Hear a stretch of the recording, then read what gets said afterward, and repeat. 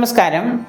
1200 ആണ്ട് കൊല്ലവർഷം 1200 ആണ്ട് മീനമാസം, അതായത് 13/4/2025 ഞായറാഴ്ച രാത്രി 3:21 ചോതി നക്ഷത്രം 1-ാം പാദ തുലാക്കൂറിൽ കൃഷ്ണപക്ഷ പ്രഥമ തിഥിയിലാണ് മേടരവി സംക്രമം, അതായത് നമ്മുടെ വിഷു വരുന്നത്. ഈ വിഷുവിന് ശരിക്കും പറഞ്ഞാൽ വിഷുവിൻ്റെ ഫലം പറയുന്നത് ഈ വർഷം 2 പറയാണ്. 2 പറ എന്ന് പറയുമ്പോൾ വർഷം 2 പറയാകയാൽ 20-ൽ 10, അതായത് അങ്ങനെ പറയുമ്പോൾ മനസ്സിലാവുമെന്ന് അറിയില്ലെങ്കിലും 20-ൽ 10 ഭാഗം സമുദ്രത്തിലും 6 ഭാഗം വനപർവ്വതങ്ങളിലും വർഷിക്കുന്നത് നീക്കിയിട്ട്. അപ്പോൾ 20 പറ എന്ന് പറയുമ്പോൾ 20-ൽ 10 ഭാഗമാണ് നമ്മുടെ ഇവിടെ ഭൂമിയിൽ പതിക്കുന്നത്. അതിൽ 10 ഭാഗത്തിൽ 6 ഭാഗം വനപർവ്വത പ്രദേശങ്ങളിലാണ് വർഷമായിട്ട് പെയ്യുന്നത്. ബാക്കി നീക്കിയിട്ട് ഭൂമിയിൽ വർഷിക്കുന്ന വെള്ളം 4 ഇടങ്ങഴിയാണ്. അതനുസരിച്ചിട്ടുള്ള വിഷു ഫലമാണ് നമ്മളിവിടെ ഓരോ രാശിക്കാർക്കും പറയുന്നത്. അത് പ്രകാരം മേടം രാശി തൊട്ട് നമ്മൾ 12 രാശിക്കാരുടെയും വർഷഫലമാണ് നമ്മളിവിടെ പറയുന്നത്. പലതരത്തിലുള്ള ബുദ്ധിമുട്ടുകളും അതുപോലെ തന്നെ സാമ്പത്തിക രംഗത്താണെങ്കിലും നമ്മുടെ ഇവിടുത്തെ ഭരണാധികാരികൾക്കൊക്കെ ആണെങ്കിലും എല്ലാവർക്കും ഒരുപാട് പ്രശ്നങ്ങളും ബുദ്ധിമുട്ടുകളും അനുഭവയോഗ്യമാകുന്നൊരു വിഷു വർഷക്കാലം തന്നെയാണ് ഈ 2025 നമ്മൾ അനുഭവിക്കുന്നത്. പൊതുവെ പറഞ്ഞാൽ അത്ര സ്മൂത്തായിട്ട് കാര്യങ്ങൾ പോകുന്നൊരു വർഷമല്ല ഇത്. പൊതുവിൽ ഒരുപാട് പ്രശ്നങ്ങൾ നമ്മുടെ ഭരണരംഗത്തിരിക്കുന്ന തലവന്മാർക്ക് പോലും ഒരുപാട് തലവേദന ഉണ്ടാക്കുന്ന പല പ്രശ്നങ്ങൾ അനുഭവയോഗ്യമാകുന്നുണ്ട്. അതുകൊണ്ട് തന്നെ വളരെയേറെ പ്രാർത്ഥനയോടും ഈശ്വരവിശ്വാസത്തോടും കൂടി മാത്രം നിങ്ങൾ ഓരോരുത്തരും മുന്നോട്ട് പോകാൻ നോക്കുക.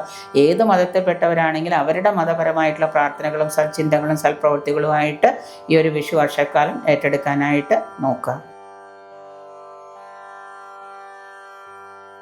വൃശ്ചികം രാശിയിൽപ്പെട്ട വിശാഖം അവസാന പാദം അനിഴം തൃക്കേട്ട നക്ഷത്രക്കാർക്ക് ഗുണദോഷ സമ്മിശ്രമായിട്ടുള്ള ഒരു വിഷു വർഷക്കാലം തന്നെയാണ്. വിചാരിച്ചിരുന്ന കാര്യങ്ങളൊന്നും അത്ര പെട്ടെന്ന് സാധ്യമാകുന്നതല്ല. ചില ഉദ്ദിഷ്ട കാര്യങ്ങളൊക്കെ നടപ്പിലാക്കാനായിട്ട് നിങ്ങൾ ഇറങ്ങി തിരിച്ചിട്ടുണ്ടെങ്കിലും അതിന് പല തടസ്സങ്ങളും പ്രതിബന്ധങ്ങളും വിഘ്നങ്ങളും ഒക്കെ നിങ്ങൾക്ക് നേരിടേണ്ടതായിട്ട് വരാം. എല്ലാ കാര്യങ്ങളും അത്ര സുഗമമായിട്ട് നടക്കുമെന്നുള്ള പ്രതീക്ഷയൊന്നും വേണ്ട. കാരണങ്ങൾക്ക് പല തടസ്സങ്ങളും നിങ്ങൾക്ക് മുന്നിൽ വന്നുപെടാവുന്നതാണ്. കർമ്മരംഗം അത്ര പെട്ടെന്ന് പുഷ്ടിപ്പെടുന്നൊരു കാലയളവല്ല. നേരത്തെ എന്തെങ്കിലുമൊക്കെ തുടങ്ങി വെച്ചിട്ടുണ്ടെങ്കിൽ പോലും അത് മുന്നോട്ട് കൊണ്ടുപോകാനായിട്ട് ധാരാളം പ്രതിബന്ധങ്ങളെയൊക്കെ വെല്ലുവിളികളെയൊക്കെ നിങ്ങൾ ഏറ്റെടുക്കേണ്ടതായിട്ട് വന്നു ചേരുന്നുണ്ട്. വിദേശത്തൊക്കെ ജോലി ആഗ്രഹിച്ചിരുന്നവർക്ക്, വിദേശത്ത് പോകാനായിട്ട് പേപ്പറുകളൊക്കെ റെഡിയാക്കിയിരുന്നവർക്ക് ചില സാങ്കേതിക തടസ്സങ്ങൾ, ടെക്നിക്കൽ എറർ മൂലം ചിലപ്പോൾ പോക്കൊക്കെ നീട്ടിവെക്കേണ്ടതായിട്ട് വരാം. പല ബ്ലോക്കുകൾ ഉണ്ടാകാം. സാമ്പത്തിക രംഗത്ത് പല തടസ്സങ്ങളും ഉണ്ടാകുന്നുണ്ട്. ബാങ്ക് ലോണുകളൊക്കെ ആശ്രയിച്ച് പല കാര്യങ്ങളും മുന്നോട്ട് കൊണ്ടുപോകാനിരുന്ന ബിസിനസ്സുകാർക്ക് അത് ചിലപ്പോൾ ചില സമയത്ത് ലഭ്യമാകാതിരിക്കുന്നത് മൂലം പല പ്രവർത്തനങ്ങളും നിങ്ങൾക്ക് മാറ്റിവെക്കേണ്ടതായിട്ട് വന്നേക്കാം. പ്രവാസികളായിട്ടുള്ള ആളുകൾ വളരെ ശ്രദ്ധയോടുകൂടി കാര്യങ്ങൾ കൈകാര്യം ചെയ്യുക. സാമ്പത്തിക നഷ്ടം, അലച്ചിൽ ഇവ ഉണ്ടാകാതിരിക്കാനായിട്ട് നിങ്ങളുടെ തന്നെ ശ്രദ്ധ നല്ലതുപോലെ ഉണ്ടാകേണ്ടതാണ്. കാരണം നിങ്ങളുടേതല്ലാത്ത പല ശ്രദ്ധക്കുറവുകൾ കൊണ്ട് നിങ്ങൾ ചെയ്യേണ്ട കാര്യങ്ങൾ നിങ്ങൾ തന്നെ ചെയ്യുക, മറ്റുള്ളവരെ ഏൽപ്പിക്കാതിരിക്കുക. അങ്ങനെ ആയതുകൊണ്ട് തന്നെ നിങ്ങളുടെ ശ്രദ്ധ മൂലം നിങ്ങൾക്ക് പല നഷ്ടങ്ങളും ഒഴിവാക്കാനായിട്ട് സാധിക്കുന്നതാണ്. അലസത, മടി, നിരാശ ഇവ മൂലം നിങ്ങൾക്ക് പല പ്രവർത്തനങ്ങളിലും ഏറ്റെടുക്കാൻ പറ്റാതെ വരികയും അത് നിങ്ങൾക്കൊരു നഷ്ടം വരുത്തി വയ്ക്കാനും ഒക്കെ കാരണമാകുന്നുണ്ട്. സ്വന്തമായിട്ട് സംരംഭം, അതായത് പുതിയതെല്ലാം നേരത്തെ തുടങ്ങിയിരുന്നവർ, അതായത് നേരത്തെ തുടങ്ങി വെച്ചിട്ടുള്ള ചെറുകിട സംരംഭങ്ങളൊക്കെ ഉള്ളവർക്ക്, MSME പോലെയുള്ള ചെറിയ സംരംഭങ്ങളൊക്കെ ഉള്ളവർക്ക് അതിൻ്റെ ലോണുകളൊക്കെ തിരിച്ചടയ്ക്കാനായിട്ടൊക്കെ ബുദ്ധിമുട്ടുകൾ വന്നേക്കാം.